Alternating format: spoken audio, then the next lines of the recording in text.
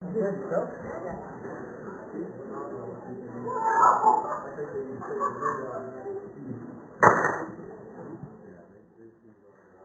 you?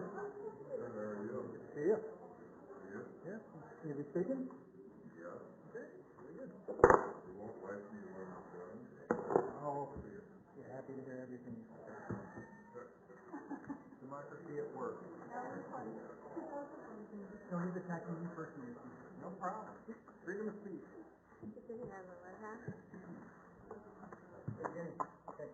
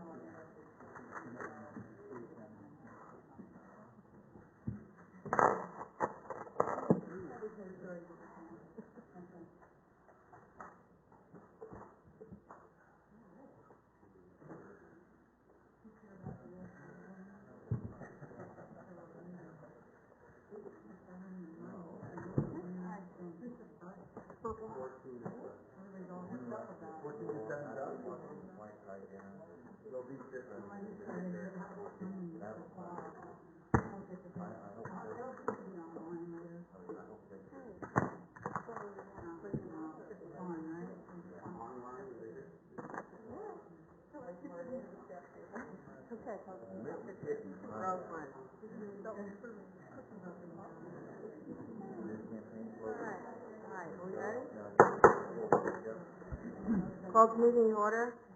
We stand for the Pledge of Allegiance.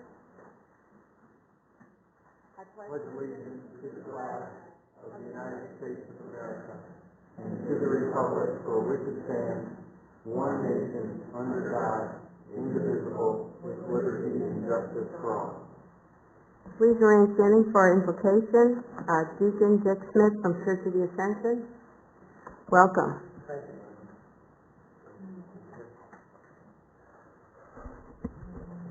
Let's put ourselves in the presence of the Lord and bow our heads and pray for God's blessing. Almighty God, you told us that when two or more are gathered in your name, you will be here among us. We thank you, Lord, for being here. We ask you to help us to remember that our primary mission is to build your kingdom here on earth. Lord, we ask you today to please guide our mayor and our council people as they make decisions to build up the town of Fountain Hills. We ask you, Lord, to bless all of them, bless those people who are here tonight, and bless all the members of our town. Amen. Thank you. Roll call, please, Beth. Mayor Kavanaugh? Yes. Councilmember Yates? Present. Vice Mayor Lejay? Here. Councilmember Dickens? Yes.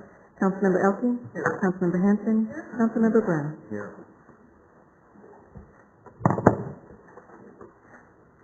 Do we have any speaker cards or call to the public? Yes, Mayor, we have one speaker, Dwayne Olson.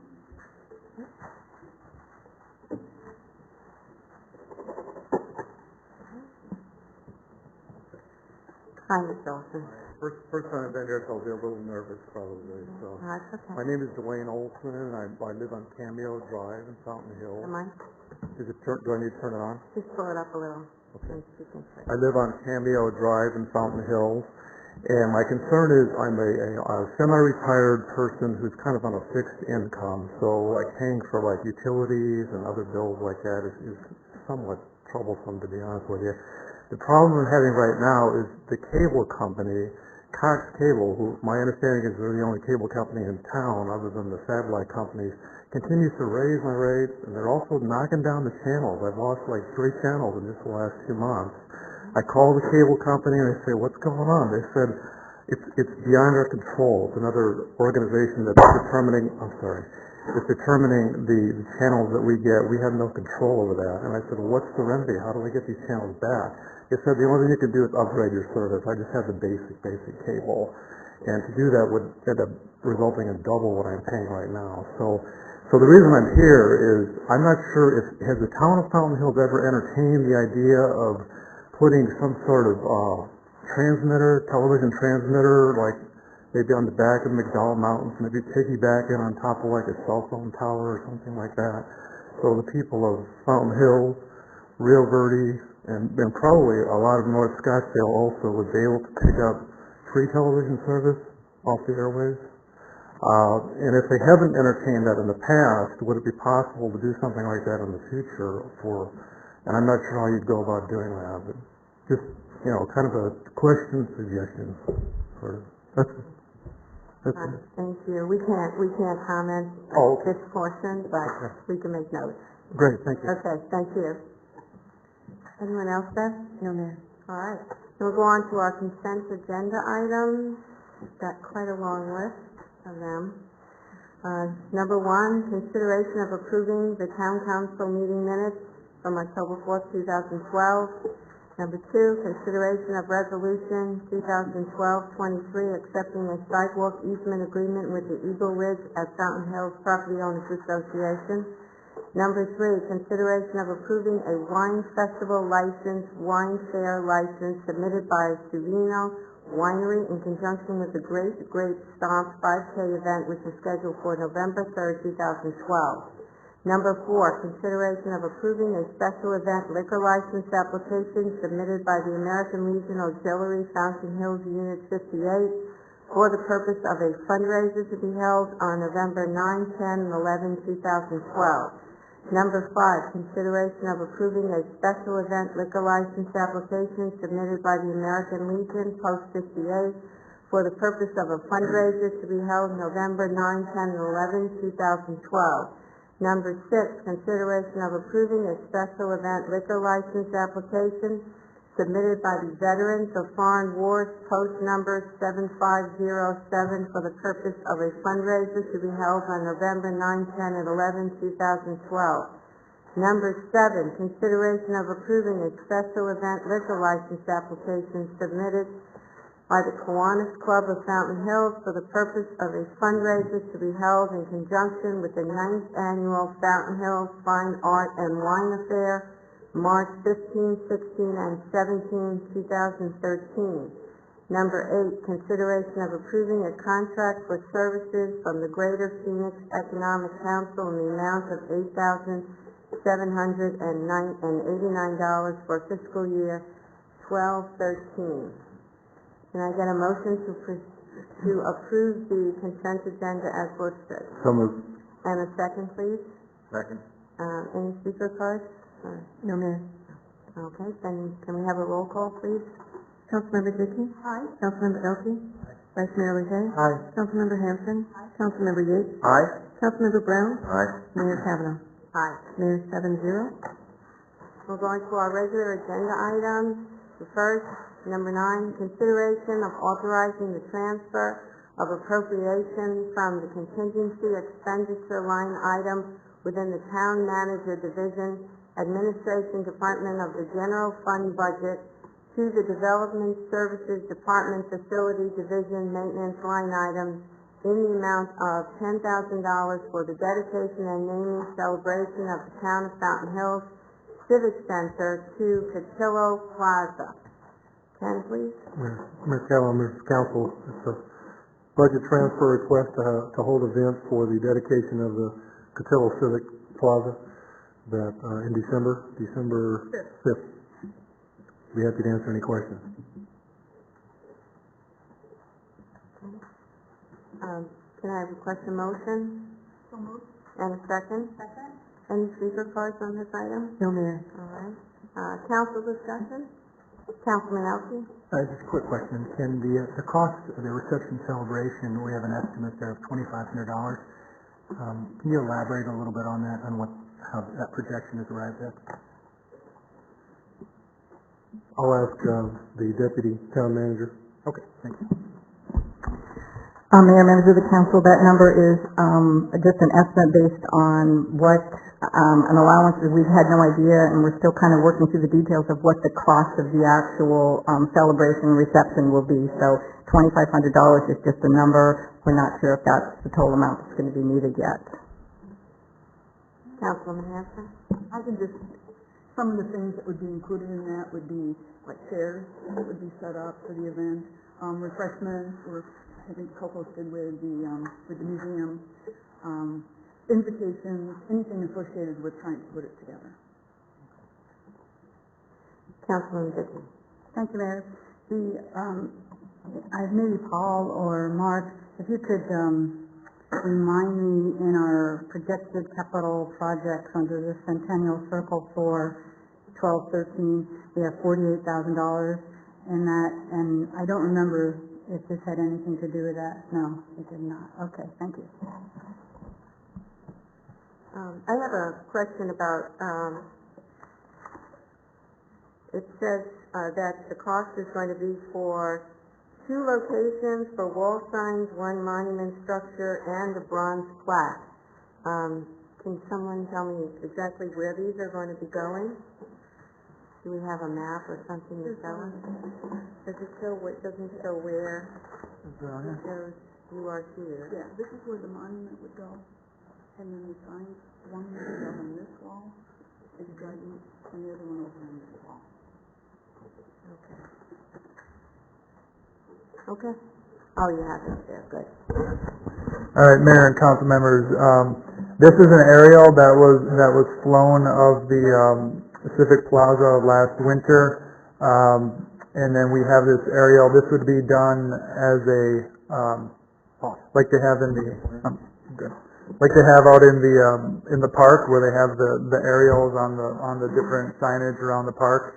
So this would be a monument similar to the one where you're going into the community center right now. That was done for the arts. So we would put a monument, similar type monument, right behind the bollards that are out there right now, and then it would have the aerial on it. It would have a bronze plaque, and we're still working on the wording that would talk about why it's being named the Cotillo Plaza. And then I guess if you could point to where you come into Town Hall from La Montana, right there would be like stainless steel lettering that would be the name of the plaza on the wall, and then again by where you come in closer to Town Hall. So you have the signage, you have the physical monument, you have the bronze plaque, and then you have the aerial photograph, kind of a map showing the whole area. Okay. Is there some sort of bio or anything on the monument on former Mayor Cotillo, or I'm going to assume that's going to be put on the bronze plaque. on the plaque? Is that right? Okay. All right, thanks, Paul. Anyone else? Councilman Elkins. Paul? Thanks. Before anything is, as far as the final product, should we expect to see something before the council again?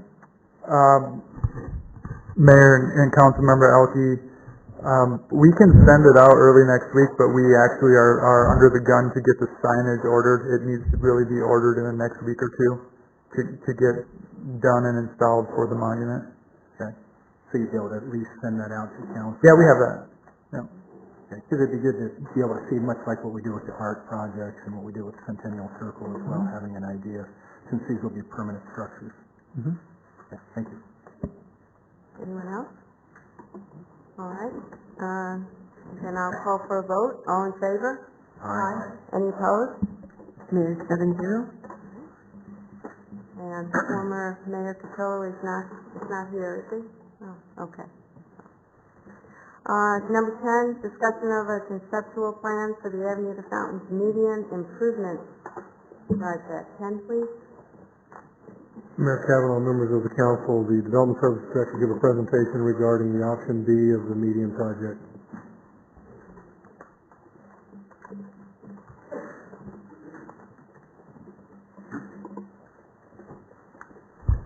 Mayor, members of the council, approximately 2 years ago, staff was directed to look at the avenue, the median on the avenue, due to the condition of it, the aging, to look at either a remediation project or a revitalization project. Once we got into it, from maintaining it, we already know we have issues with the irrigation. We know we have issues with the electrical. We took a closer look at the fountains, but we knew that we don't have the capacity of staff in-house to be doing electrical design, major redesign, and structural for if we have to work on the fountains. So we worked with J2 Design, and we brought a design contract to council in early March, and council approved the planning portion of the project only, not the design.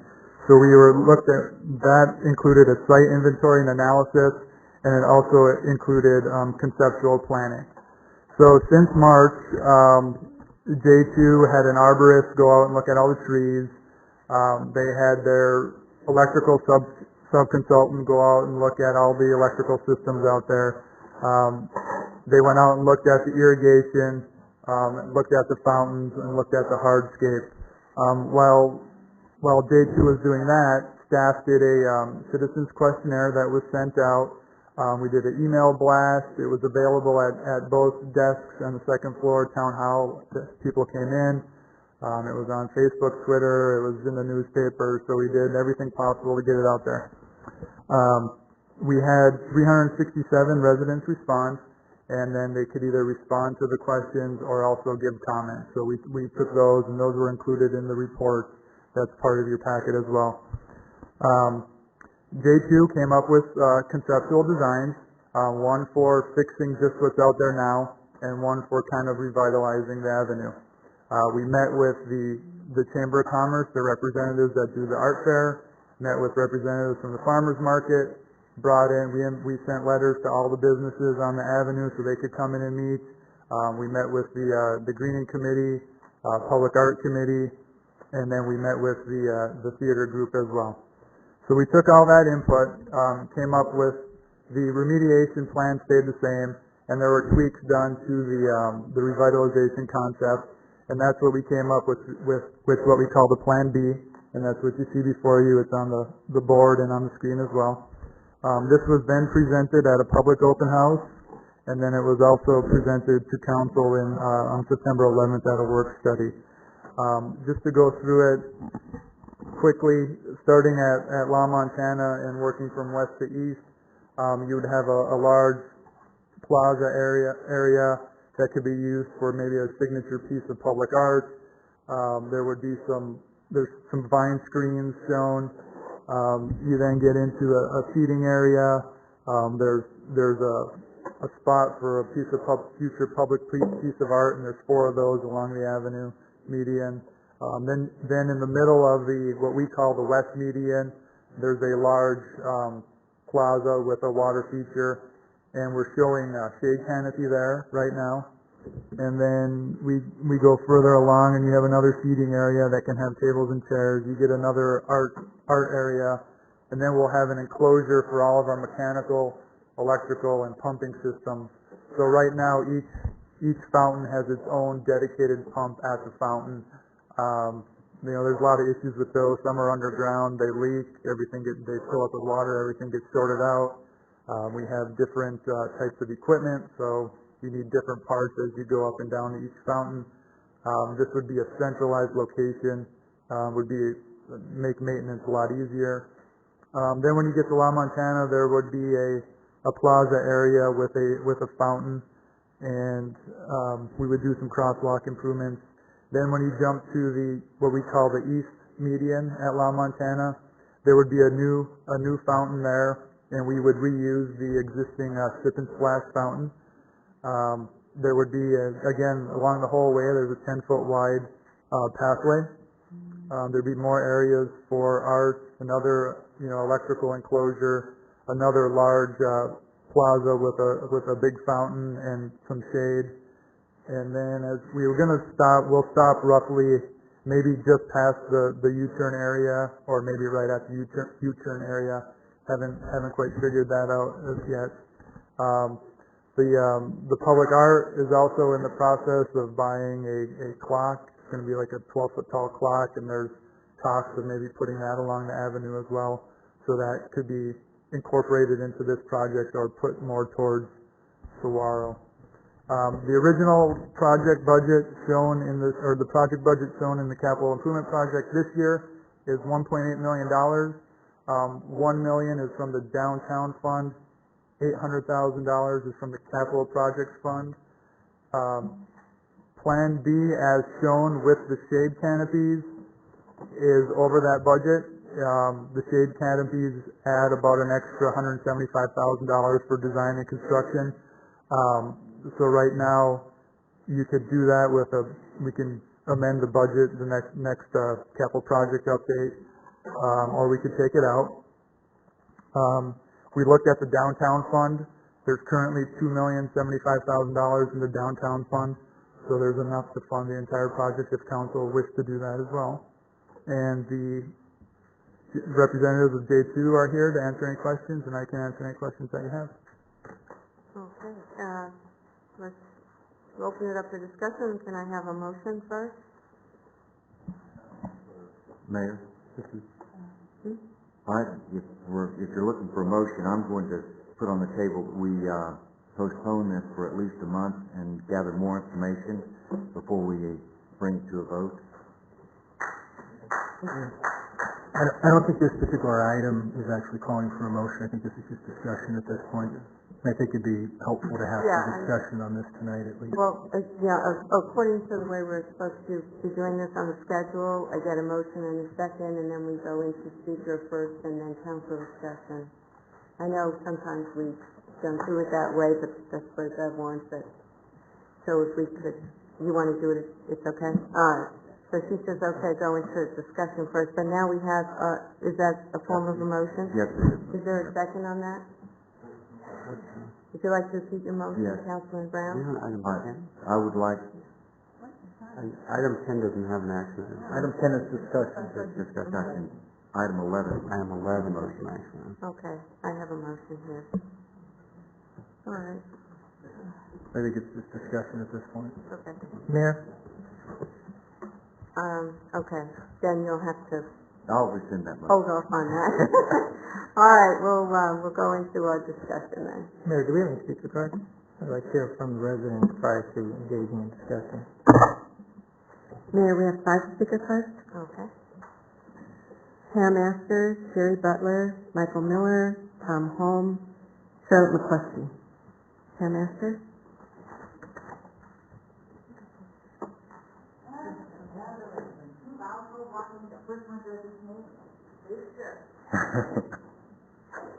You tell she's a school teacher, huh?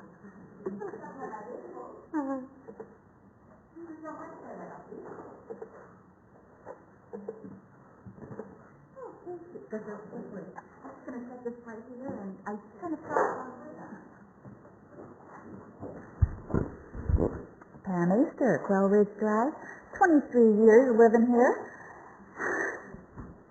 And I do read the Times. I get a lot of information from the Times, and I share that information with those of you that do not get the Times. I only come to town hall to register my dog, so I didn't see those notices, and this kind of hit without me being informed. The yellow ribbons. When I ask certain people that I hang out with every day, what were those yellow ribbons on the trees on the avenue? Hands went up, and it was for the soldiers in Afghanistan. I'm going, no. What else could they be? Well, for cancer. We're fighting cancer. No. What else could it be? Well, to celebrate Fountain Hills. We're celebrating, not the birthday, but we're celebrating the town. I said, no. What if it was to cut down those trees? No way. Yes way. So a lot of people that I talked to had not heard any idea of cutting down the trees on the avenue. So of course, I'm here to represent the people who don't want to see those trees cut down. They're big, they're beautiful. And you know what? Even our children understand the importance of trees. Air, clean air, shade, natural beauty. Aren't we the town that is raising money to plant trees in the park for shade? So why would we want to cut down beautiful big trees that add to our personality? As I say, the people I was talking to strongly believe in these things.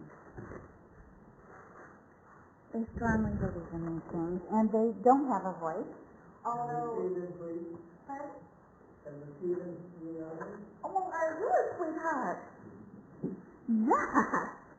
We're proud. And the coloring, of course, is well done. We do want to save our trees. We love those trees. You get a good feeling walking down the avenue. Trees have great value. We want to plant more around our fountain.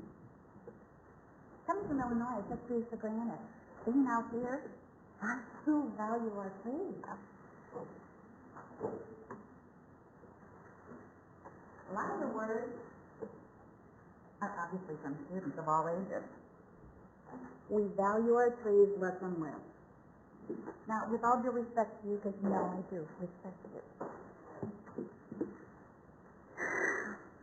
please just don't plan this well. I know that you're pretty organized and you've done a lot of work on this already, and you've asked people's groups to join you in this, and they're going to help raise funds and they're going to do great things, but we're not all happy about this. And it's not just students, it's parents and staff and people who hadn't heard about it.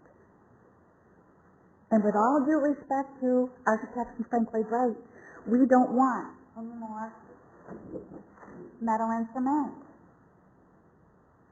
Metal and cement. Come to Chicago, I saw enough metal and cement.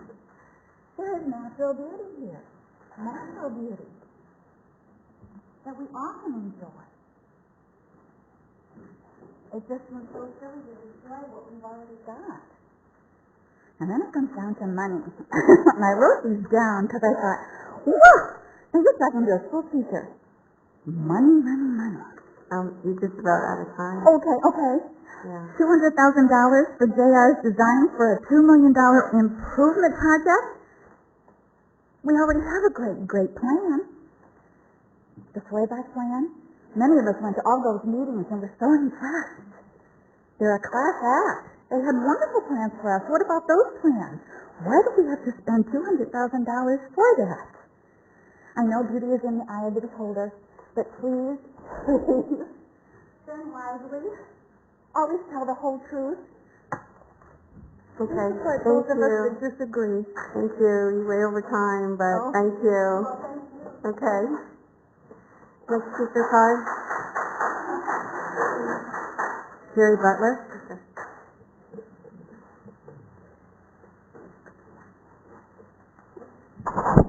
Jerry Butler.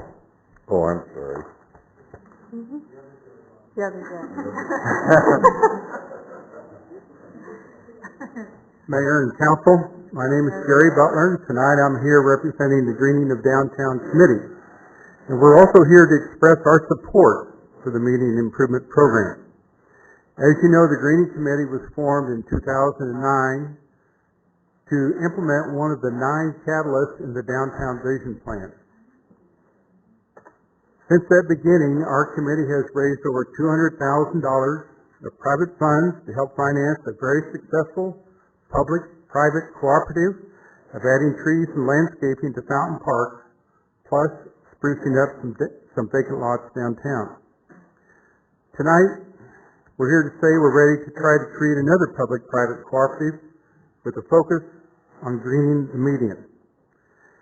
In the process, we would like to see the median taken to a new level and encourage you to give the area a new purpose by incorporating amenities that would eventually transform this area into an event mall or an event plaza, so that the area could host more downtown events and just maybe attract developers to think downtown.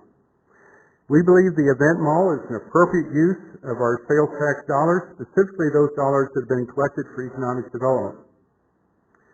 We're confident that you have reviewed the results of the initial survey that Paul Mood talked about, but for the benefit of those who have not done so, we found only 11% of the 367 residents who responded to that survey opposed funding, which in our opinion means that 89% supported the project. In 2009, when this Downtown Vision Plan was created by Swalback Partners, the managing partner, Vern Swalback, made a statement that we think is appropriate for you to consider tonight.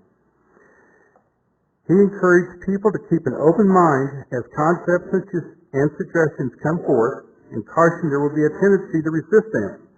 But in order to move forward, we have to be ready to welcome change.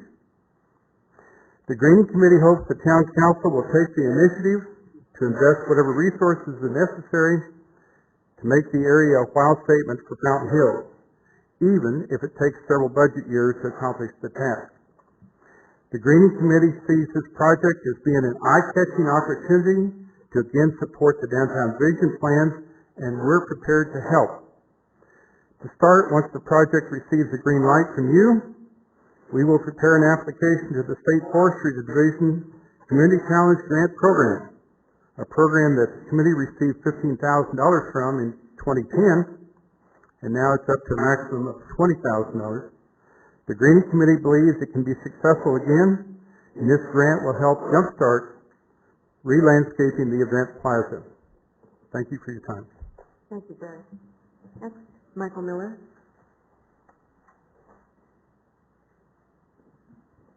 Another one here, or is it me? I've been a resident of Fountain Hills for full-time for 18 years. My background is in finance, CPA, and in accounting, and for the last 25 plus years of my working career, real estate development.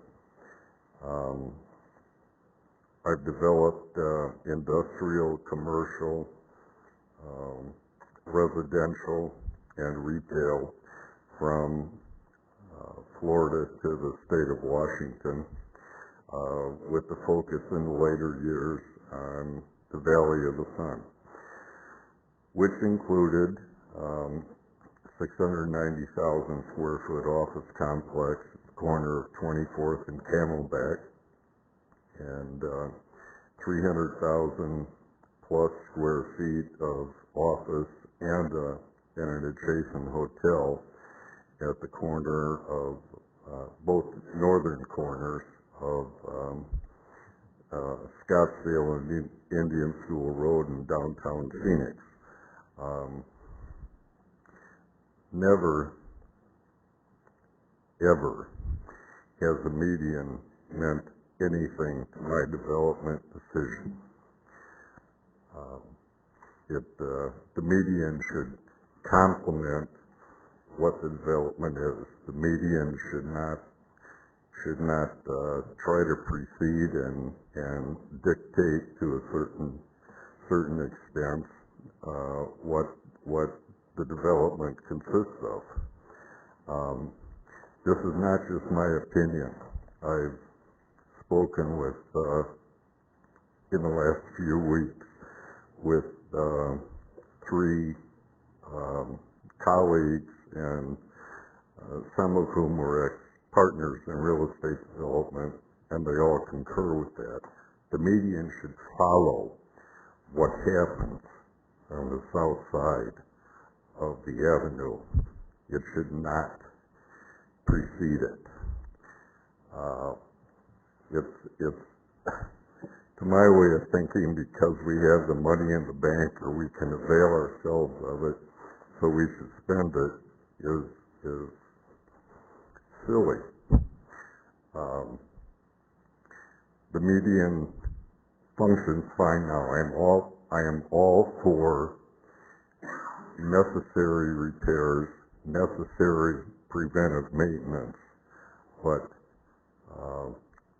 removing trees and improving the curbs is going to do absolutely nothing to attract developers. It just isn't. The median is not important to developers. What is important to developers are economic conditions and the need of the community. This is, in my estimation, a total waste of our resources, which we can save for the future or for better things. Thank you, Mr. Miller. Your time's up. Okay. Huh. Didn't agree, huh? Everyone gets 3 minutes, and you did go way over, but that's okay. I'll let you finish up a little. Thank you. All right, thank you. Tom Hume?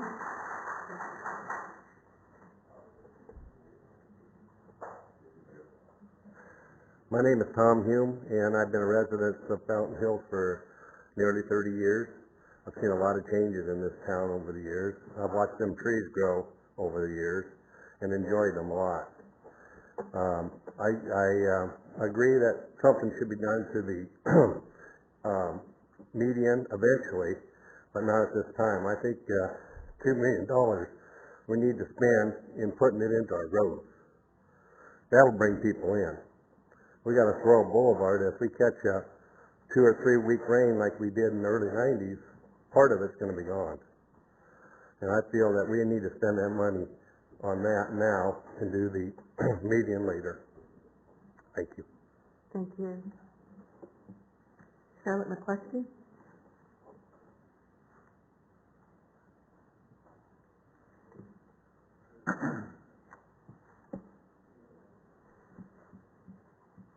My name is Charlotte McCluskey. I've been a resident of Fountain Hills for about 17 years.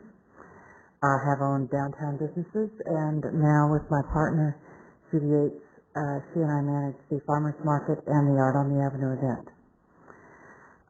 In addition to that event, I've worked on branding or helping organize more than 24 events in Fountain Hills and hundreds over the course of my career. As a sales tax collection is our lifeblood, creating a venue that allows more organizations to stage events in our downtown will have a twofold effect. Events introduce more visitors to our downtown area to shop, dine, and bring guests in for the day. Many types of events, outdoor trade shows, health and fitness events, can be staged without closing streets or cutting off access to downtown businesses.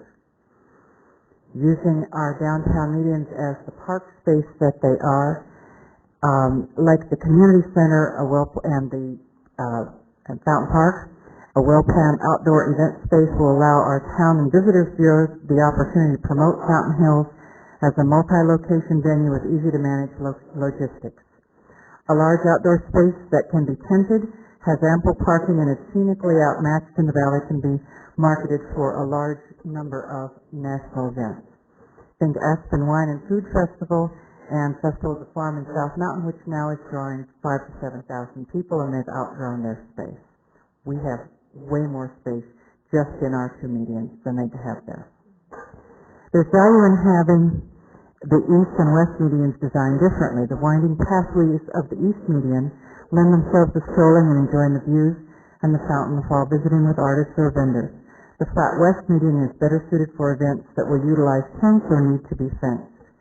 Both medians, however, need to have more flat space, seating, and landscaping rather than berms to give variety and appeal to the space.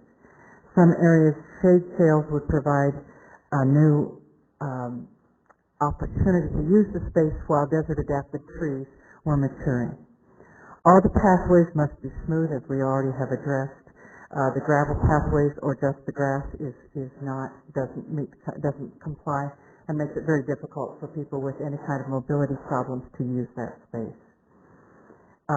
Each week there are individuals who come to our show, to the Farmers Market and the Art on the Avenue, who have to return to their cars periodically because the West Median has no seating whatsoever, and they can't traverse that whole area without sitting down for some time. West Median should be designed for tented events, small tents like the market vendors use, but also those that are large enough to accommodate events all under one roof. We use in the farmers market portion, we use 30 to 40, sometimes 50 spaces. There's room on that median for 150. The good news is that when an event's over, the area returns to its natural state, the tents go away, people walk their dogs, and with any luck, someday we'll have seating, a bathroom, and a drinking fountain. Thank you very much. Thanks, Dawn. Anybody else? No, ma'am. All right. Council discussion?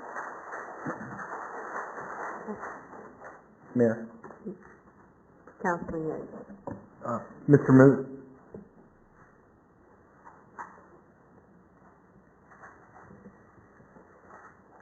As I've seen the plans, and I've also saw that we brought in an arborist to assess the tree situation, approximately how many of the trees need to be removed for danger purposes?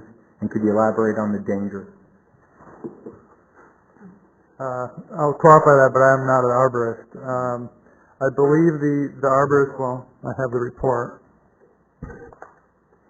I believe the arborist identified 16 trees in total, and the 16 trees were identified due to either health reasons or safety reasons or survivability during construction. There would be additional trees that would need to be removed just to accommodate the design, like, you know, where there's 3 palm trees now, Latla, Montana, that's a large seating area, maybe a plaza with some public art. So those trees would be removed for those purposes. And then, two-part question, what is the net result in plus or minus trees before and after? Off the top of my, well, right now, just off the top of my head, it would be removing approximately 30 trees, and the replanting would be, right now we're showing a little bit over 100 24-inch box trees, or you could probably cut that in half if you went to 36-inch box trees, or maybe a third if you went to 48-inch box trees. So at the end of the day, we're replacing all the trees that we're removing that need to be removed. Correct. Thank you. And I'm still looking for your...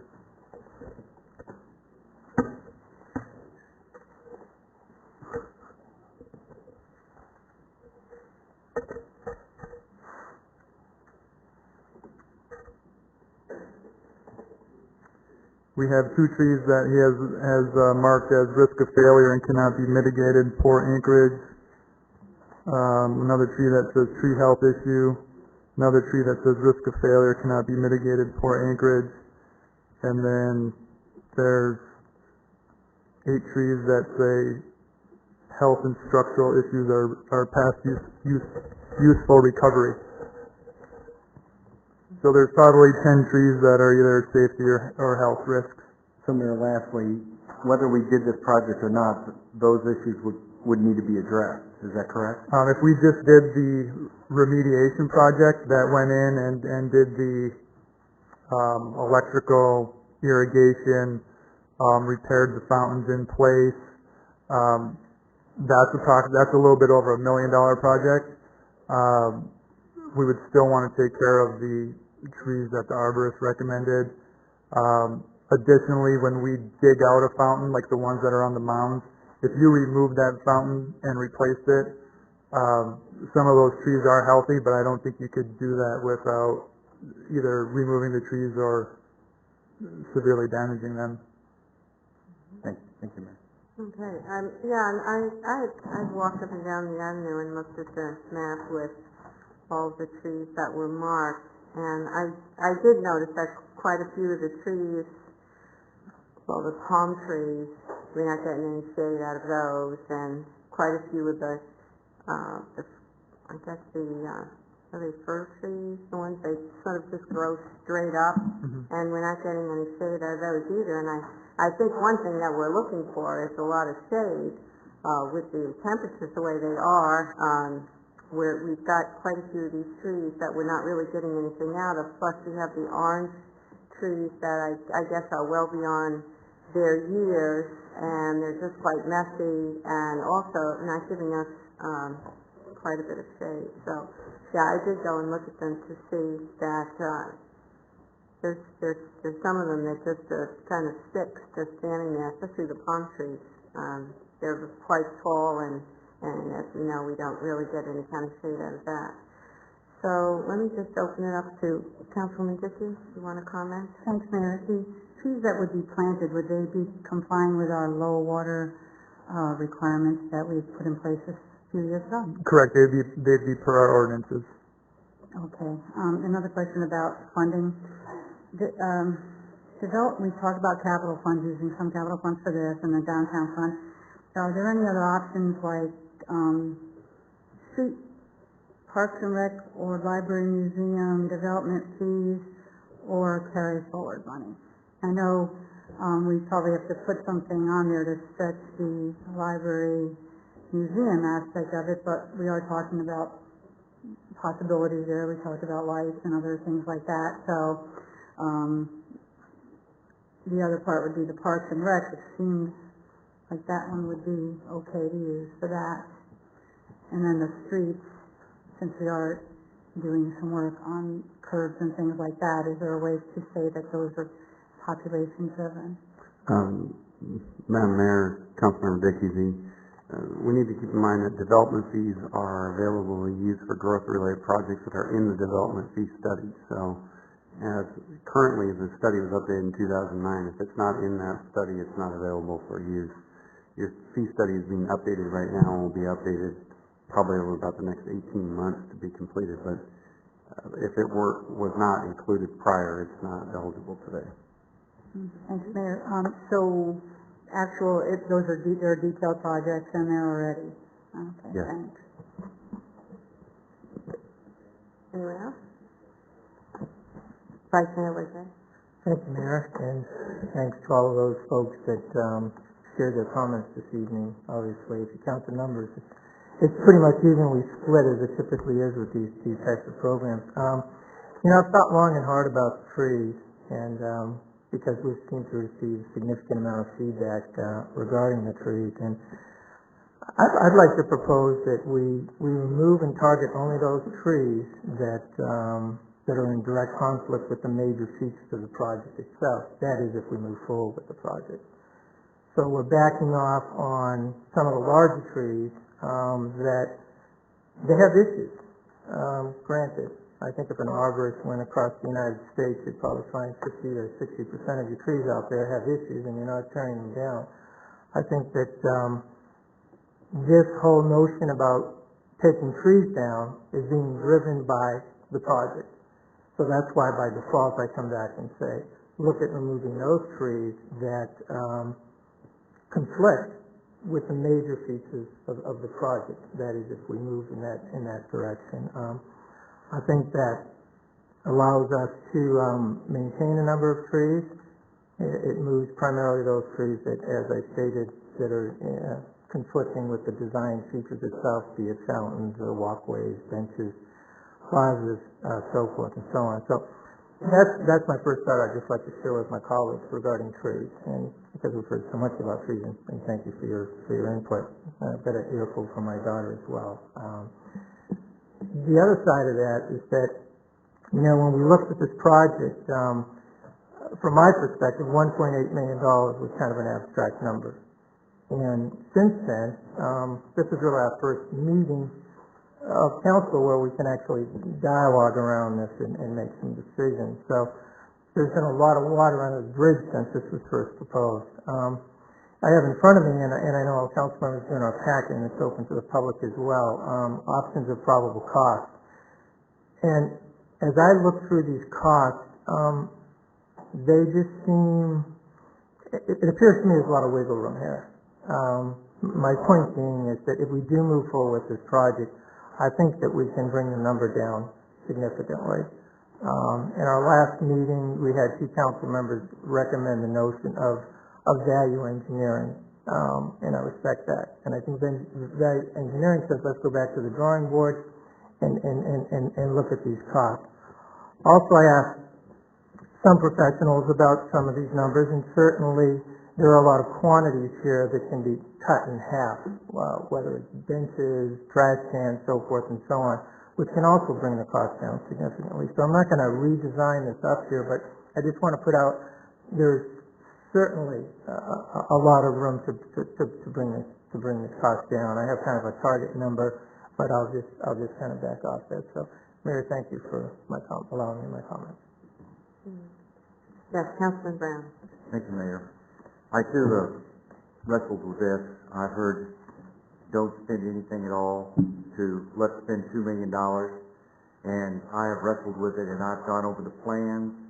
I've gone over the contracts with J2 and the subcontracts with their electrical and their structural, and I've spent a great deal of time on what we need to do. I've also studied the numbers very carefully, and I've taken into consideration what we need and what we don't need, and that's driven 100% by the input from the citizens and the emails that I get, as well as some practical life experiences I've lived through. I truly believe that this project we need to be looking at doing something to the avenue because the fountains are a true mess. They don't work. We spend a ton of money and a ton of time working on them. We either need to get completely away from them, or we need to go ahead and build them new. You know, it's the only difference between the word fountain and pool is the way it's spelled. And when a pool gets to be 35 years old, you usually make a flower bed out of it, opposed to trying to rebuild it. And so, you know, it's somewhere between $0 and $2 million is where this project is going to come in. I believe that just as we take care of our fountain and the park around our fountain, we are missing a huge opportunity not cleaning our median up and not utilizing the median. I too agree that we've got trees that we should not be taking down, but I also agree that we've got some trees that are dangerously ill and need some attention, probably removed. And I also agree that we're going to put more trees back in than we're going to be taking out. After my entire study, I truly believe that we need to be thinking 1.1, maximum 1.3 on the total project, and I truly believe we can't do an $85,000 fountain, and we can't do a $66,000 fountain, or a $50,000 fountain, but we can certainly go in and build some nice $25,000 and $30,000 fountains that, again, will be good for another 40 years. And I think we're doing our downtown an injustice not cleaning up the center part of Amelia. I totally agree with the developer that said it's not going to bring anybody to town to develop, but in the same breath, having us put our best foot forward doesn't hurt anything, asking the developers to come look at what we're doing. And that's what from day one, I've said we've got to put our best foot forward before the developers are going to come help us. And so I look at this in the industry as a good move for the town of Fountain Hill. I do not feel that we should be spending $2 million. As I made the motion earlier, and I will make it again later, I think we've got a long ways to go before we finally come and dial in exactly what we need to do. Somewhere between $0 and $2 million is where we'll end up. Thank you, Mayor. Councilman Rhodes? Likewise, to echo those of my esteemed colleague, Councilman Brown, I'm in commercial development as well. I'm a private sector guy. When you have a concept and a budget and you need to get as much out of it as possible, I tend to go towards getting that maximum for the minimum. I did put this out to several of my GCs. I've worked with several architects in the local community, and I know we can value engineer this down, ironically, right to that $1.3 million as a total project. But I guess the question for Mr. McGuire, being that we're not in the private sector when we sit up here, walk me through that process again, because normally we would take the concept, put out a bid to get an architect to give me a bid, and then we put that out or design engineer it, or design build. So can you walk me through our process? Madam Mayor, Councilmember Yates, I'd be happy to. As you and most people in the commercial building world know, it's much easier to procure things as a private party than it is in the public world. Under Arizona law, the town is not allowed to get price bids from architects, engineers, and a handful of other listed professionals. Those professionals can only be procured through a qualifications-based selection. So the town has to do a qualifications-based selection, and then after the qualified party is selected, then negotiate the price. As you can imagine, this doesn't give us a whole heck of a lot of flexibility. And the only thing that you're allowed then to do under the law is that if you don't reach a price, to go back out again and go through the process. It's very cumbersome, but it's the law. Under a design build process that you've also asked about, it's the same basic process. The selection process is qualifications based, and then the contract goes through a pre-construction services portion that's negotiated as a fixed price.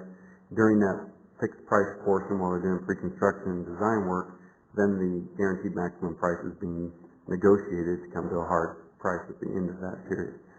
Neither one of those processes allow you to go directly to a cost-based bid for design professionals. The only time that we're allowed to and are required to go to a low bid process is when we actually get to construction. Mayor, to go along with that, since we have a fiduciary responsibility to us, the citizens, I'm very uncomfortable spending that kind of money. I respect JT, you have a good reputation and do good work, but there has to be some way that we can mesh this that make the numbers work, because I'm, like you, Councilman Brown, I'm uncomfortable spending $200,000 on something that I know I can get out in the marketplace right now for maybe half of that. I'm not saying that the work you do is anything less than what you're saying, but there's got to be a way that we can work this and accomplish all of our goals. I agree with my colleagues that I believe that once this project goes out to bid, that we can get the price down if we decide to go ahead. The big difference between just doing the infrastructure on concept A or going ahead with B means that if we do A, which is just fixing the electrical and the other infrastructure problems, we're still going to be spending over $1 million, and then we have no ability to upgrade in the future. Concept B allows us to upgrade later on to add even more amenities to it. I would be concerned about keeping any trees that are truly a danger and can't be made safe. I worry about liability that now we've had an arborist say to us that certain of these trees are in danger of falling down, and they're dangerous once you ask a professional to do something like that and he tells you, well, you're going to have to make sure that if you don't take those trees down that they are made safe, because there is a liability factor then if someone does get hurt and those trees fall down and they say, well, we knew that those trees were a danger. I also, again, will say that I think the palm trees, the old orange trees, and the trees that don't give us any kind of shade whatsoever, the whole idea of doing this median is to have the ability for people to come out and to sit and have shade. If there's anything that we need in Arizona, it's shade. And a lot of these trees don't afford any kind of shade whatsoever. So this project calls for trees with shade, and I don't have any problem keeping some of the large trees, especially the big cottonwood that everybody likes so much, but they all must be designated safe or and somehow made safe. I also am very concerned about that this median, any kind of project that we do here, we must make it ADA compliant. Right now, there's a large portion of our population here who cannot utilize the median. They can't get on it for the farmer's market. They can't enjoy anything that we do on it because even with a cane, a walker, a scooter, there's no way for them to use the median like the rest of the population. I know just today the farmer's market opened and a friend of mine is in a scooter and she came up to visit me and she said I could only go to those booths that they had in the street area, and she was grateful that some of those were put in the street area that she could make some purchases because she can't go on the grass. So, and I know that as far as the law goes, when we go to a certain point where we do certain types of infrastructure or certain amount of changes to the median, we are going to have to make it ADA compliant. And that's a big process because that means making the curbs able for someone in a scooter to go up, for making a path, and this calls for a path through the middle. So I think we also have to think about that large segment of our population who is not able to use this like the rest of us. It's just one of the considerations that I take. And I would not want to spend over $1 million just getting infrastructure fixed and then find out that I can't upgrade it later on. But I do agree with Vice Mayor Richey that, and the others who have spoken, that I think when this does go out to bid, it's going to come in a lot lower than what it is. And as we talked about at our last meeting, that if this money can come strictly from the downtown fund and not touch the CIP fund, that's what I would like to see. Any other discussion? Councilman Elke? Just a question then is, from here, there seems to be a lot of question as far as what it's going to look like, obviously how much we're going to pay for it. I just want to make sure that staff are absolutely clear as far as the direction that we're going and any additional clarification, because I just don't want this to get bogged down. And one of the things too, I'm not sure, Ken, if you know this or not, but I know we had, that timing was an issue for the project as well, because we don't want it to conflict with the fairs or other activities that we have that are going on in the downtown area. So if we can speak to that as well, I'm not sure, Paul, Ken, if you have that information. While Paul's coming up, Mayor and members of the council, I'm just wondering, there's been many questions that have been posed about this particular concept. The council discussed it in a work session. Staff has been out with all the other groups and organizations, but I'm just wondering, posing for consideration, if the council might want to have its own planning charrette to discuss further the concept, what's out there, because I keep hearing things about, the trees obviously is a big concern. The other infrastructure that's there, should we be doing it now? I'm just wondering if it might be possible if the council would consider maybe taking some time, another work session, or another planning charrette with J2 and staff to go through these issues and to determine that. And I understand the timing on that, Councilmember Elke. I mean, that is a big concern. We're up because it's heavily used, the median is heavily used, so I know that we're up against some time factors. We don't have a lot of time in between these events to maintain them, or much less go in and reconstruct them. So I know that's a concern. Well, is it possible at this time at this meeting for us to express if there's some sort of consensus on whether we want to keep the big trees, or is it possible that perhaps we're kind of in agreement on certain issues and they could incorporate that into their design and we could move forward? Would be up to the council. Councilman Elke. I think I would be in agreement, and I thought I heard another council member in agreement with Vice Mayor Legier's comments as far as keeping as many trees as we can that are not a danger. And I agree with your comments, Mayor, about liability, especially if we have an arborist saying this tree is at risk, and then the tree or a portion of the tree, as some of them tend to do during the heavier storms, fall down, and that injures someone or damages property. Certainly the town could be liable because you have notice, and you know that there's an issue on there. I'm not saying that all the trees, and I don't believe that a lot of the trees have that many problems, but I would agree that we should try and keep as many as we can. Also looking at the future, are they going to cause any damage? And Paul, I know you've made comments before about some of the roots of some of the larger trees and where those are growing, and if we were to lay concrete or do any type of development, if those roots ultimately could cause future damage. So I know that was some of the things that were in consideration, but if you could answer my first question first as far as timing. Sure. Mayor and Councilmember Elke, we're looking at, the project looks at approximately a 4-month design time frame, and then just the public process that we have to follow to actually bid a project out, advertise it, get it back in, get it to council is approximately another 2 months.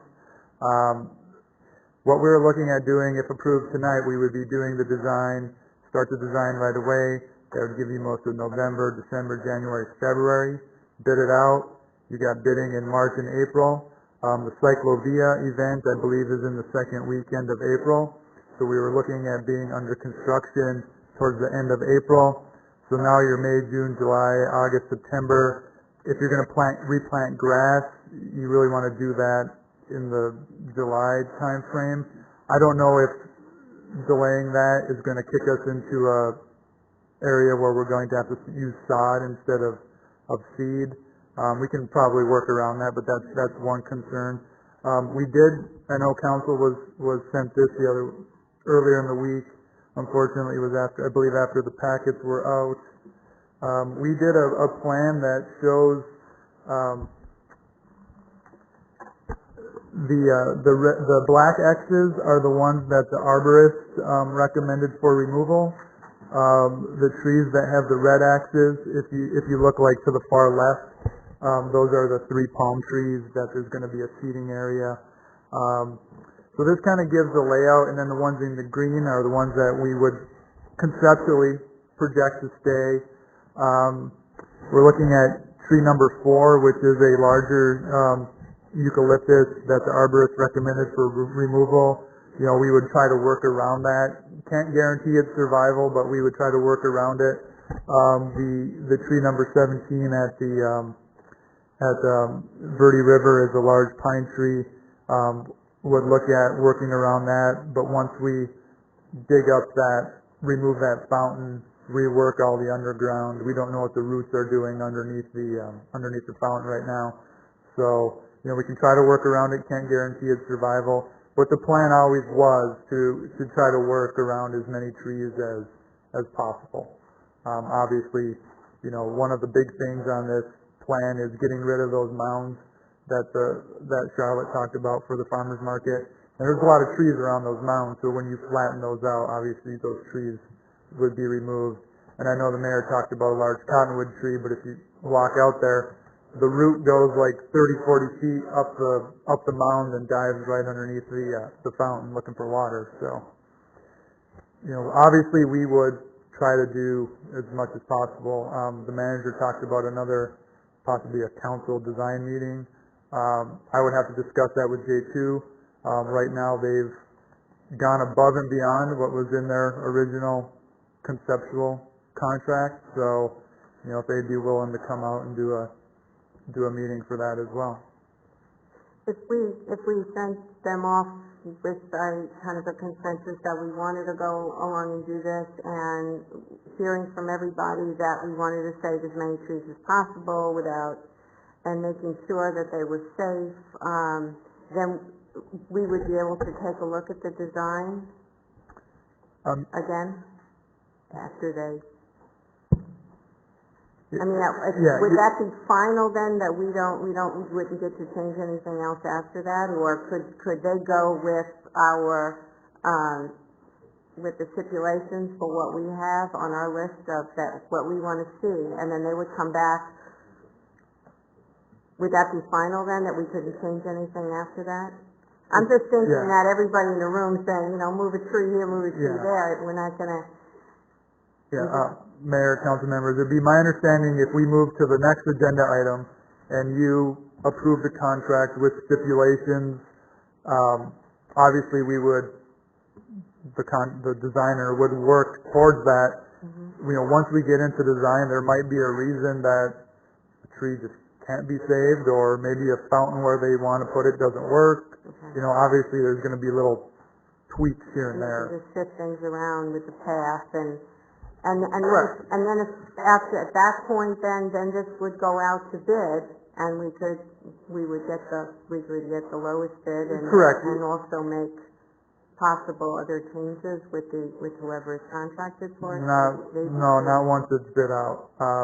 If we did a design and bid it out, and let's just say it came in at $1.5 million, okay. That has to come back to council for your approval. Okay, it comes back again. Once you approve that construction contract, you know, that's what the contractors made a bid to build. Any major changes is going to be a change order.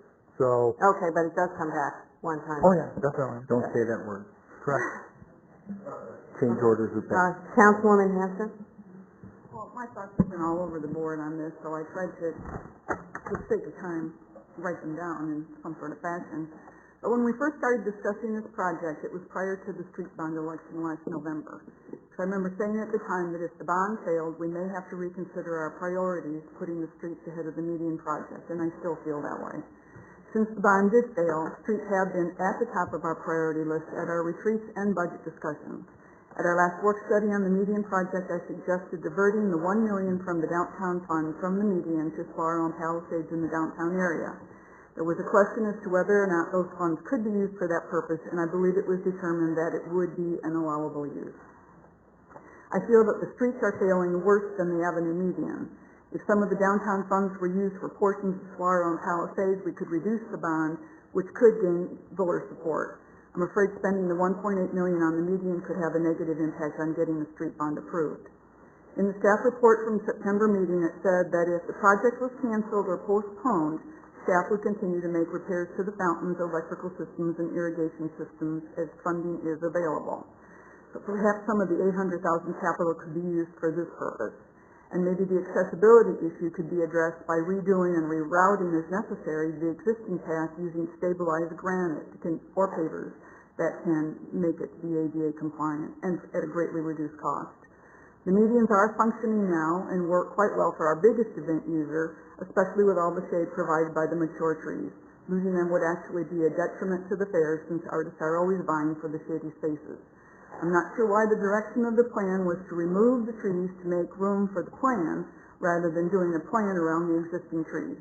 J2's report even states that overall, the trees within the median appear to be in fair condition and that the shade factor of any tree in the desert southwest makes them assets to the current landscape. And I think those two statements alone support the case to keep the trees as long as they are not dead. And I don't recall the Swaback plan ever advocating removing the trees on the avenue. Their conceptual plans did not get that specific, but they did emphasize the importance of shade, which we have.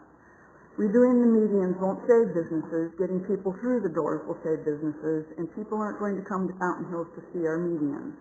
Even Professor Brooks from ASU did not support the if you build it, they will come concept. And as far as attracting developers to develop the south side of the avenue, and I think we've heard that tonight, this isn't the case. So with all the town's many priorities, I just don't see this one at the top of the list at this time. Thanks. Vice Mayor Burdette? Kathy, you done? I'm sorry. You done? I'm done. Very good.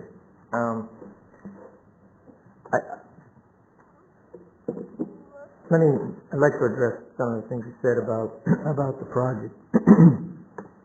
I think that if we can get the cost down significantly, that funds, be it downtown funds or capital funds that make up that $1.8 million, could in fact be used to enhance part of the roads, let's say specifically at Saguaro and Avenue of the Fountains. Just doing some number crunching in the bond proposal, as we all well know, the bond proposal on Saguaro would be looking at the reconfiguration of that intersection at a cost of about $500,000. That would be part of the bond.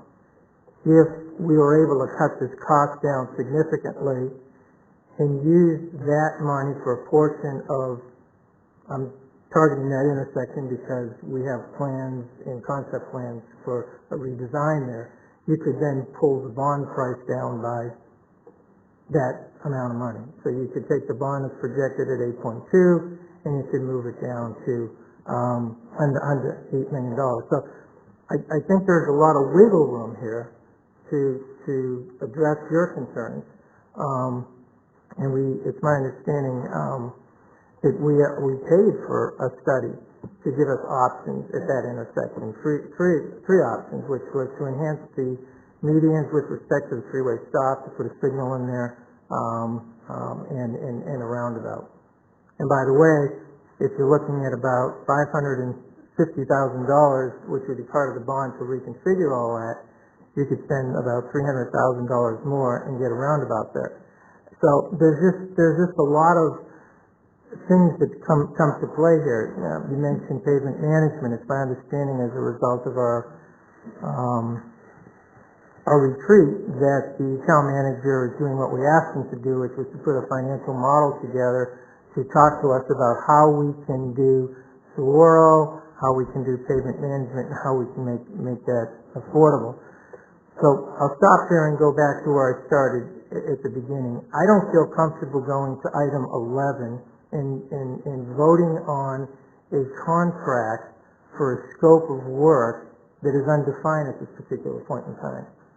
And Mayor, you had asked what type of process we would need to go through. Either we would have to redesign this from the dais this evening, which I'm willing to do, or we need to come back at a later date. Just for example, with this cost sheet in front of us here, if we decided to take the shade structures off, that's $177,000.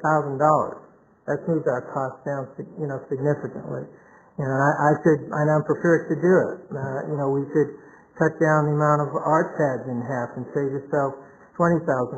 You don't do stamping on the concrete on the crosswalks, you can save $20,000. I mean, I can go through this list here, and I've done it several times, still maintaining the integrity of the project. It would look conceptually the way it's designed, and, there's about $300,000 in savings without really doing a lot of value re-engineering. That is why I don't feel comfortable going to item number 11, because the cost of their design and engineering, which is close to $200,000, is based on his concept. I would feel more comfortable if there's consensus to go back and look at kind of redesigning the concept plan, then handing that to J2 and saying, okay, where are we at? Rather than doing it the opposite way. And also, and this is no offense to J2, and I understand how you price these things. When we have benches priced at $1,600 a piece, and we have a tremendous amount of benches, I ask two questions. Do we need that many benches, and are the benches that expensive? So I do not feel comfortable going to item 11. So if we want to design it up here, fine, which I don't think is appropriate, or go into section and redesign it some other way. Thank you, Mayor. Councilwoman Dickey. Thank you, Mayor. Just wanted to, one of the things that Henry said about the roundabouts, we've had this discussion, before, and I would hope that if we went back to what he was just suggesting, maybe have another talk, that we would have somebody do another presentation. We had a presentation a few years ago, and then we have a few people in town here who have emailed me with expertise and actually feeling that there could be a roundabout, a one-lane roundabout at about $400,000. So I think there's such a wide range of what we're hearing about roundabouts that it would behoove us to get maybe some new information about that if we do go back, which I feel like I could probably support doing that, getting a little bit more honed down, because I don't even know, how would you even decide what the amount would be for the contract if we don't get more of a feel for what the project would be? Well, Paul, how exactly do we actually sit down and say we want to take out benches, or we want to say shade structure, or do we just give a number and say, this is our bottom line, what we want to spend, and then they come back with a design? I mean, I don't think any of us are architects, so I'm not quite sure how that would work. Mayor and council members, without really getting into the next agenda item, the $200,000 that you talk about is the design. Right now is $158,000 plus an additional about $7,500 if you wanted to do the structural for the shade canopies, and then there's approximately $34,000 of services during construction. You're going to have the architect come out and make sure some things are being built correctly. The electrical designer is going to have to come out during construction to do some inspections. The structural engineer is going to have to come out during construction and do inspections. So all that $200,000 isn't designed. If council tonight, if you want to remove number of benches and trash cans, that's just a no-brainer. You're just messing with the construction cost. And again, this is just a conceptual cost estimate because it hasn't been designed yet. So they're just taking their best guess based on previous projects. We add in a 10% contingency. You don't know if prices are going to escalate. You don't know if things are going to change during design. If you wanted to remove, the shade structures, again, you're going to save that $7,500 on design, and then you're going to probably save about $170,000 during construction. If you want to, from the dais, want to say no shade structures, no benches at the art areas, no entry features, those vine screens, that's pretty easy. They can go back and put numbers to those. But to say you want to spend, $1.3 million, and I'm assuming that's design and construction, then you're talking probably about 1.15 to 1.2 in construction, unless they know what they're actually designing, it's hard for them to put a number to it, because they're gonna have to put hours, to it. They're gonna have to go to a structural engineer to know if they're doing 2 fountains, 3 fountains, 4 fountains. Can be done. It's gonna take some time. Okay. Councilman Brown, sorry. Thank you, Mayor. One of the first things I learned in general contracting is you never let an architect price anything. Ever. And that is no offense to J2. And part of what we're battling tonight, and being extremely honest, the trees are something that have been brought to us that have not been discussed. I agree with the entire conversation on the trees. But part of what has got us in such a tailspin is the quantity and the grandioso of the plan. It's more than we need. And as I said earlier, an $85,000 fountain? Yeah. Come on now, it's from Caesar's Palace. Let's not do that. Now that's what I've heard. I've never been there, so don't take me wrong. But the design and the design concept is really close. But the way that they've brought the quantity and the pricing to us has it so far over, and I'm saying 20% on the costing, maybe a little more. It is what is making this such an ugly situation. So my recommendation to give J2 an honest chance of what we're trying to accomplish is a work study session. And I am the last one in the world that wants to have another work study session, but I don't think that we can convey from the dais today what we're really wanting, short of saying to them we're going to spend 1.1 to 1.3 total and see what they bring to us. But I think they need clear directions in that. Maybe we don't need a work study session, maybe we need to have 2 or 3 council people meet with them. I don't know. But we haven't given the architect a fair shot to give us what we really need. Okay. Councilman Elton. Mayor, if with your permission, I'd be interested, I know we have some reps from J2 here. If there's anything, since they're here, they made the trip out, if they have any comments on anything we've discussed, if that's appropriate for this particular item. That be fine with me, gentlemen.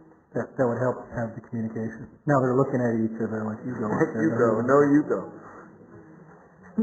Well, you've been sitting through our discussion, so we'd like to hear your opinion on what you've heard here. It's kind of like being at a tennis match. My name is Jeff Engelman, by the way.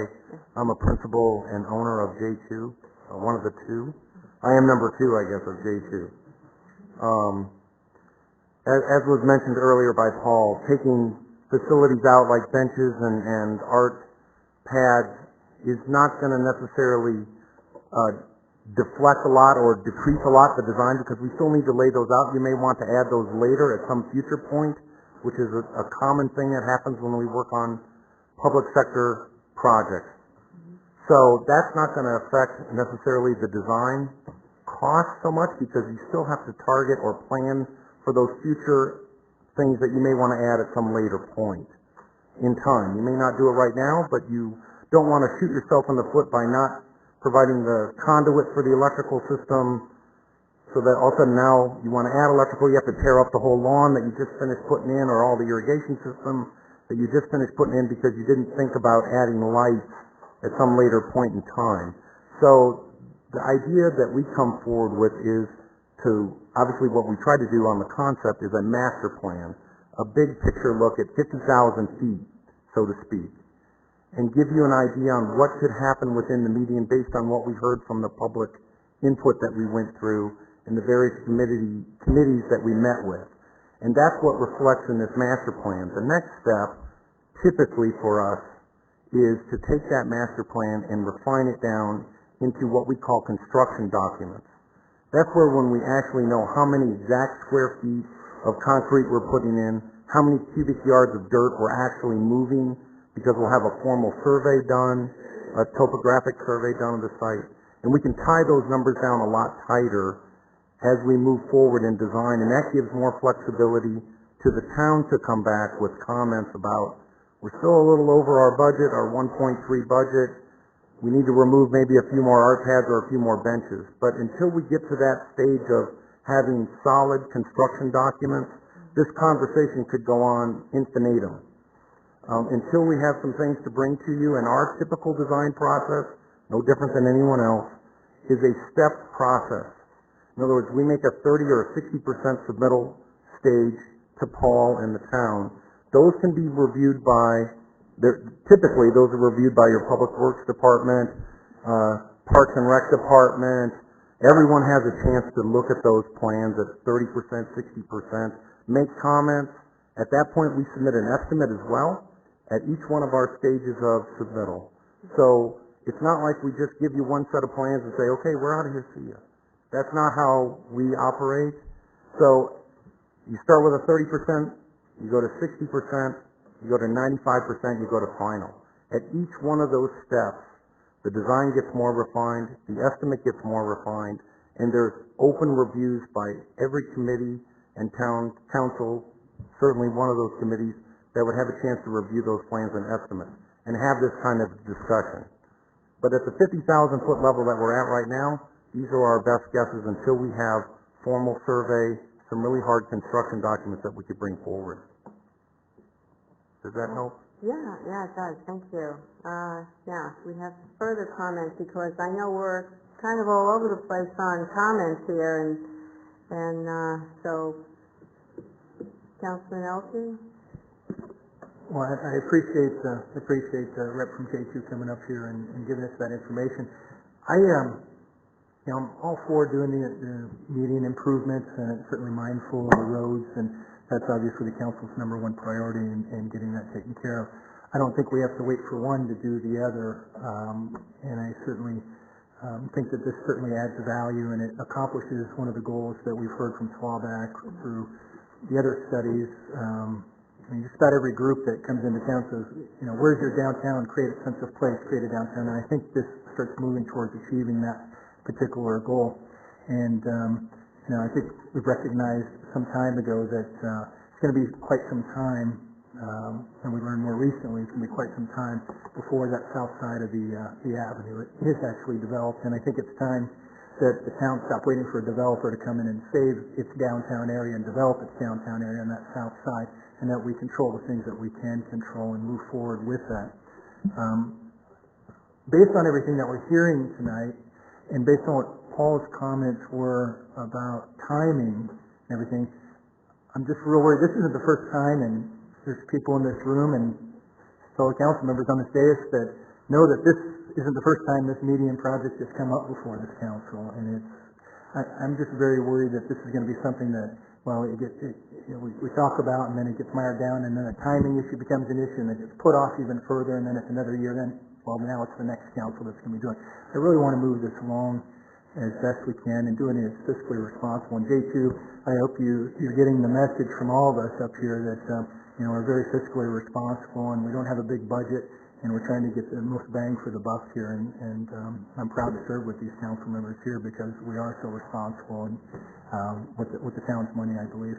So whatever it is that we can do, and maybe staff will give us some direction, whatever it is that we can do to make sure this project moves forward. I'm not interested in sitting down and saying that tree, not that tree, this tree, not that tree. I'm not qualified to do that, and I recognize that, and I would have to defer to the experts on that.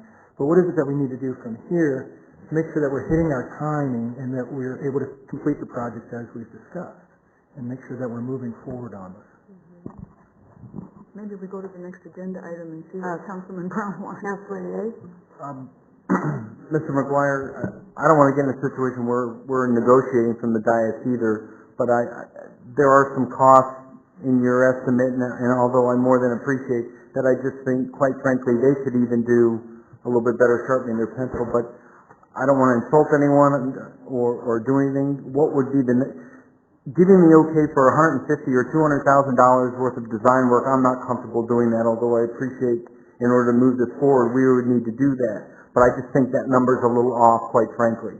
So, Mr. McGuire, what would be the next step in order to have that sit down or face-to-face, or is it, as Councilman Brown pointed out, two or three of us, as not to infringe? Can you advise us on that?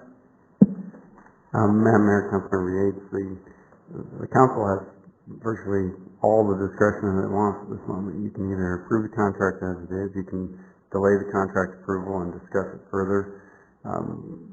I wouldn't recommend appointing an official subcommittee to go meet with anyone, because then that would be subject to the open meeting law, and we'd have to have the clerk there in minutes. I'm sure she'd be thrilled about that. But if there's a desire to postpone discussion of the council, of the actual contract tonight, you don't need a date certain. You can just continue it. It's not a public hearing on this item. But there should be at least some volunteers, less than a quorum, if you're going to have some discussion about this contract. Keeping in mind that this is just the design contract, this isn't the overall concept of the plan, this is the engineering design, and the scope of work that's included with this contract is about what we typically will see in an engineering contract at this stage. Councilman Elkins. And I guess this question would be directed towards, and I'm sorry if I'm stepping on any other council, I don't know. No. All right, sorry. Mr. McGuire, in situations like this, have there been situations arise, and I appreciate Councilman Member Yates' comments, where, you said we have all the discretion, Tim, we're not on this item yet, but when we get to it, I suppose, adjust the amount of the contract. Now, we heard from J2 that they don't spend it all. It's not like they get a check, here's your design, and they walk away. We've heard that it's an incremental billings, 30,000, I think it's in thirds or whatever it may be. As far as making a motion for a specific amount that may be less than what the design amount is. I don't want to, again, to get into negotiating from the dais, but just a thought. Mayor Kavanaugh, Councilmember Elk, I think that the strong staff preference for that would be to actually sit down with them and have a discussion about the scope and the fee prior to having the council come to a number, because frankly, the scope is considerable, and to go through and pick and choose pieces of it, I don't know that we really could. I'm not necessarily comfortable, and I don't know if J2 would even want to sign a contract that was just for design up to 30% or design up to 60% or something of that sort. I think the better practice, my recommendation is that we discuss the scope with them, and if the scope is what it is and the cost is what it is, then bring it back as it's currently presented. If it can be modified at all, bring it back in that form. But have the opportunity to have that discussion with some give and take and figure out what's likely to happen. I just don't think that it's possible for us to accurately pick a number from the dais without having to come back and amend the contract anyway. Councilwoman Goodson. Thank you, Mayor. So you could just sum this up. It's kind of an easy question. If it goes till November 1st, it appears that would meet the timing that Kate was talking about, that Paul had said 4 months and that kind of thing, so that seems like an option. So it's just, not that I want to sum up for everybody, but it sounds like we're all interested in the project. It sounds like we want to bring the cost down. It sounds like we want to save whatever trees we can, what's safe. We want to have a work study or something to discuss how we can bring the cost down, maybe with them, or is that what I'm hearing? Yeah. I mean, I just want to include everybody and make sure I've got everybody's opinion here. Yes. I think maybe, Mayor, that what Andrew, maybe I heard this wrong, but that we would have this much time for him to go back and speak, or for someone, the town manager, to have something to present to us on the first, rather than us having a work study session, because I guess what I thought I heard was that this was kind of a general project. Oh, go ahead. I don't know. Paul, thank you. Thank you. Mayor and council member, my preference would be is next week go and sit down with J2, and Andrew's correct. They're going to drive their cost on what the scope is. You can't, if you tell them we're going to give you $100,000 to do the design, they're going to give you $100,000 worth of design. I would like to go back and talk with them about looking at, we can remove the vine screens, the entries, so that has a design cost to them. We can reduce the number of art pads, the seating at the art. One of the big items is going to be the shade. I don't know if council wants to see it or wants us to look at taking it out. It's the Avenue of the Fountains. Do we need 4 fountains? Should we only look at 3? In the west median, there's, besides the large plaza, there's 2 additional seating areas. Do we eliminate those? I can go back with J2 and bring back a scope of what I think I understand that you guys are saying, and try again in 2 weeks. Realistically, to come back to a work study and then do all that after the work study, probably not going to be building this project next year. Yeah, okay. I agree with that. Okay, so, well, if we need an amendment, or do we, directing staff, if we have difference of opinion here on whether we should do this or not? We have to go to the Do we go in the next agenda? Yeah? Mayor, Okay. Mayor, Yes, if I more may. comments? Just a teeny bit more. Absolutely. Vice Mayor Lejay. Councilman Brown said something earlier that made a lot of sense and caught my attention, and he was basically saying, let's give them a design that's a little closer to what we want before they go off and do the design and engineering. I just heard Paul basically say, let me figure out, with our input, a different scope, because we're talking about rescoping it. We need to rescope it to give these folks the opportunity to design and engineer it based on our scope. And we need to agree on the scope, I believe, logically, before we go to that next step. So if we're to move on to the next item, I'm not sure that does that. Because right now, as I stated, a half hour ago, I'm not comfortable with the scope. Therefore, I'm not comfortable having someone do design and engineering for the scope. It's that simple. It's really that simple. And I think we can do that without slowing the process down tremendously. And anyhow. Okay, Councilman Elkins? One of the things, too, I think we need to be aware of is when we talk about the scope, we heard from J2 that they can design it, but we may not build part of it immediately, like the shade structures. Those may be something that may be done in the future.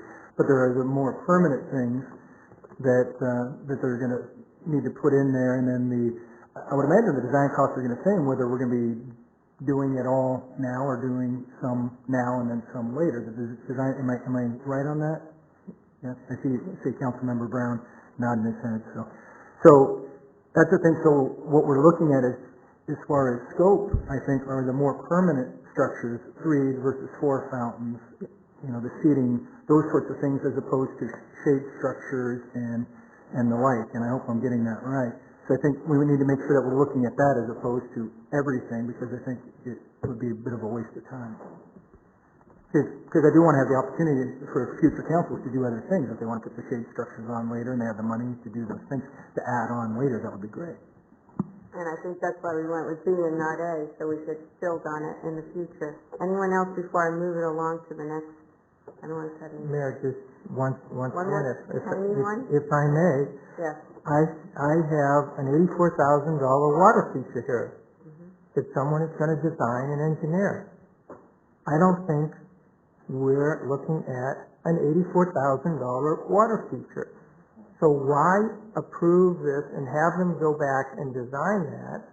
And that's true of, I agree with you. We can move, dog mitt containers from, 12 to 4. I mean, we can do those things on the fly. But as Councilman Brown mentioned, some of the largest costs here are associated with these water features. And no disrespect, I've installed a rather elaborate pool for, a third of the cost of this fountain. And I understand there's a lot of mechanical and engineering that gets involved. So once again, I think we're spinning our wheels, and probably what I'm sensing here, and I agree, is a fast start and a slow finish. I'm suggesting a slow start and a fast finish, because we're just gonna keep going back and forth. So you designed an $84,000 fountain. Well, geez, I'm not sure we're real comfortable with that. Could you go back to the drawing board and design something a little different? And I'm not being facetious. It really echoed what Councilman Brown said. It's fair to them for us to rescope this, or just give it to them the way it is. And frankly, I can't support this project the way it's scoped currently. Okay, so I guess Paul was saying that staff could take it and rescope it, knowing how we felt about all of these issues. Would you be comfortable with staff doing this and then coming back to us rather than us all sitting around trying to design it? Mayor, if you're addressing me, Yeah, I was asking you to okay, further if you're addressing yes, me. please. There may be some things that we could put on the table right now to clarify for Paul what he would bring back to them in that discussion at not a micro level, but, a macro level. And, at the end of the day, we'll see how happy we are with that. Thank you, Vice Mayor. Yes, I think Councilman Brown. thank you, Mayor. I think we're doing J2 and the town an injustice, not sitting down and having a meeting and coming to an agreement of some sort as to what of the materials that we want to use. We should not be asking Paul to decide what materials are going to be used, how it's going to look, what the end result's going to be. I think that needs to be a council-wide decision, and if at all possible, a joint decision to make J2's job more easy if they were at the meeting, so we'd all be on the same page, and then when they brought the design back, we would have something we could work with. Now that's the way I would take this. Madam Mayor. Anyone else? Okay, Councilman Yates. Mr. McGuire, how would that fall into play as far as scheduling a work session, which is what I'm hearing? Madam Mayor, Councilmember Yates, the state law requires you give 24 hours notice, but obviously you'd want to be able to do it considerably longer than that. You have the benefit this month, although I think we're getting closer. I think you have a week that you could fit it in there to do a special meeting to handle it. But with November, the November meeting happening as early as it can in November, you don't have the luxury of a whole lot of time. 24-hour notice? Make the proposal. Councilwoman Dickey. What information would we have at a future meeting that we don't have now?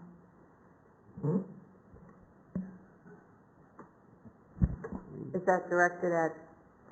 Anybody that thinks we need to have another meeting. Go ahead. Well, Mayor, if I may, for example, if we were to engage in decision-making from the dais, we'd say something like, I make a motion to remove the shade structures, and we vote on it. So shade structures are in, shade structures are out.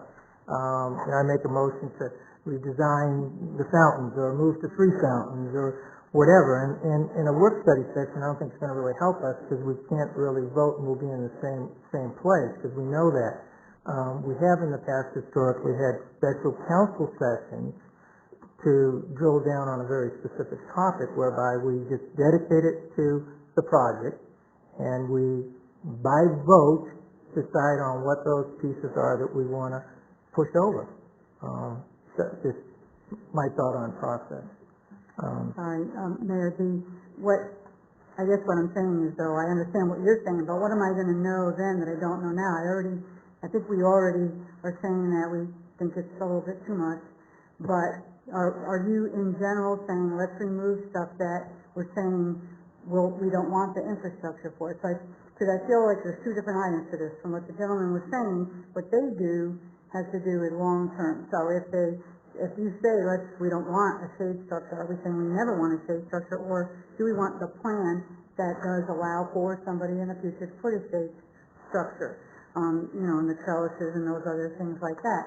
I think saying we want 3 fountains instead of 4 misses the point of what Dennis said, which was they don't need to be $65,000 each, they can be $30,000 or $15,000 each, and then we can have 4 or 5 or 6. So I don't know that we would be going through saying, I don't want this fountain, I don't want this. we're directly relating to what they would present to us, and we accepted Plan B as a concept, and I think we still like the concept, we just think it's too much. So I guess my question again was, what specifically will we know at a future meeting that we don't know right now that we couldn't convey, so we could get to some kind of a agenda item on November 1st? And I have to go to Councilman Elkey. Quick question. Did we hear that the cost of the design, the $199,873, that's 10% of the estimated project? Is that how we're arriving at that number, or is that number just based on, I guess it's for Paul, is that number just based on what the anticipated work is? No, Mayor, Councilmember Alke, in rough terms, when you do budget on a project this size, you would think about 10%. But they took the Plan B, the Concept B, how many fountains, how many, shade structures, and they went out and got sub-consultants for electrical, not irrigation, but structural, and then they put their man hours to it and their hourly rate of what they think it's going to take for them to do the construction documents for the Concept B, and that's how they arrive at the price. So it's not directly related to the price of the fountain, whereas we may disagree that if the fountain costs $84,000. Correct, because right now, we're going off a lot of the swayback plan and a lot of what we heard from the different groups we met with, because we don't know right now how big the fountain's going to be, what horsepower it needs, electrical, mechanical. That gets more refined when we start doing the design. So we have the ability to adjust it as we go. That's As right. far as- I'm sorry. Yeah. I'm sorry. I thought you were done. I think we're making the same point, so go ahead. Yeah, I just was going to agree with you. It sounded like we will have a choice, and I will agree with Councilwoman Dickey that I don't know what else I could learn, because I don't know if I could judge, what's the better kind of concrete to use or whatever. I mean, that's, as far as I'm concerned, that's your job to refine this, knowing what we want as our expert here. But if it's okay, can I move it on to 7, because the next item, because we're going to need to, I think we're going to need to either have a motion or something so we could see what the consensus is here, because right now I can't tell. So I'm gonna move it along to consideration of the First Amendment to the Professional Services Agreement, C 2012-133 with J2 Engineering and Environmental Design LLC for the Avenue Median Improvements in the amount of $199,873. Ken, do you have anything you want to add to it? Nothing. Okay. And do we have any speaker cards? No, Mayor. No. Okay. So we could, yes? May I make a Want to motion? make a motion? Yes, please. Mayor, I move that we have a work study session as soon as possible. Invite J2 there, work with Paul and staff to not just go back over the scope, but also go back over the bid to do these engineering drawings and the architectural drawings. Is there a second? Is that a motion to continue with that additional direction, Mayor? A Mayor, motion to, if that's the proper way of doing it, yes. okay. And is that a second to that? Okay. And now, discussion? If you're continuing it to a work study session, then we wouldn't be voting on it, right? Mayor, Councilmember Dickey, if the motion to continue is just indefinite, it doesn't really have a specific date, we don't have a public hearing we need to worry about for that purpose. If it's a motion to continue coupled with a direction to go forward and get a work study or a special session is more likely what we would schedule, then that's what we'll try to do between now and the next council meeting. And a motion to continue, just for everybody's memory, is the only discussion allowed on the propriety to continue or not continue. The merits of the actual contract are off the table until the motion continues decided.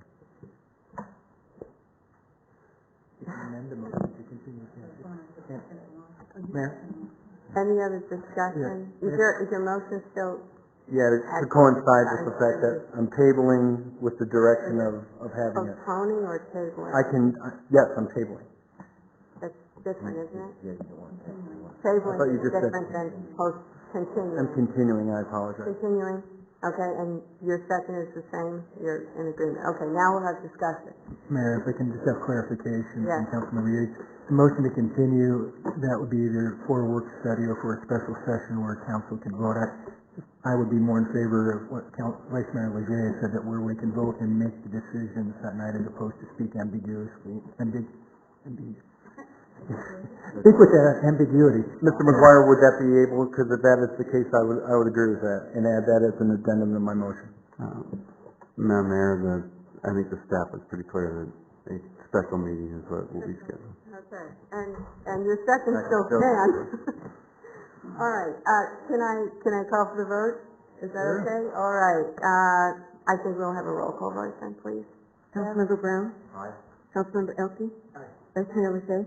Councilmember Yates? Aye. Councilmember Hampton? Councilmember Dickey? And Mayor Kavanaugh? Aye. Mayor 6-1. All right, thanks, everybody. It's a great discussion. All right, well, our last is, there's no memo here from Ken, and, so all we need now is an adjournment. I guess we're done. I'm sorry, Councilwoman Dickey? Thank you, Mayor. The agenda item about, whatever we call it, items to be discussed or whatever, maybe about the Cox table item, make sure that we address that or staff addresses that. Oh, yeah, the gentleman who said about the Cox, yes, absolutely. We'll make sure that gets done. Can I have a motion to adjourn? So moved. Second? Aye. All in favor? Nice meeting, everyone. Thank you.